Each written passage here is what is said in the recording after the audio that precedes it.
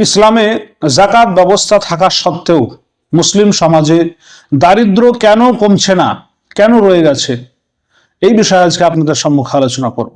আল্লাহ তাআলা ইসলামে যাকাত ব্যবস্থা চালু করেছেন শুধুমাত্র দান করার জন্য নয়, বরং সমাজ থেকে দারিদ্র কমিয়ে আনার জন্য।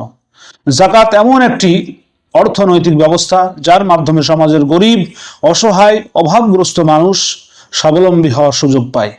কিন্তু আজ প্রশ্ন হচ্ছে যে যাকাত ব্যবস্থা থাকা সত্ত্বেও মুসলিম সমাজে গরিব ভিখারির সংখ্যা কেন কমছে না? এর একটি বড় কারণ হলো যে কোরআনে যাকাতের জন্য আল্লাহ তাআলা যে 8টি খাত নির্ধারণ করেছেন, বাস্তবে অনেক জায়গায় সে সঠিক বন্টন দেখা যায় না। অনেক ক্ষেত্রে দেখা যায় যাকাতের অধিকাংশ অর্থ শুধু মাদ্রাসা কেন্দ্রিক হয়ে গেছে।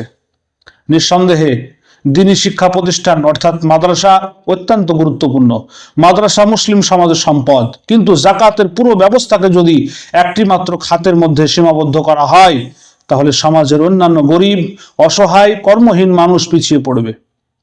আরেকটি বিষয় হলো, অনেক ছাত্র মাদ্রাসায় পড়াশোনার সময় যাকাতের সাহায্যে চলে, পরে তারা যখন মাদ্রাসা থেকে পাশ করে বেরিয়ে আসে তখন আবার সে পুনরায় মসজিদে যোগদান করে নতুবা আবার মাদ্রাসায় যোগদান করে। তারপরে কি হয়, তারা আবার পুনরায় যাকাত নির্ভর ব্যবস্থার মাধ্যমে কিন্তু থেকে যায়। ফলে একটি বড় অংশ দীর্ঘমেয়াদী স্বাবলম্বী হওয়ার সুযোগ পাচ্ছে না। যাকাতের মূল উদ্দেশ্য ছিল মানুষকে শুধু সাময়িক সাহায্য দেওয়া নয়, বরং তাকে এমনভাবে দাঁড় করানো যেন সে ভবিষ্যতে অন্যকে সাহায্য করতে পারে।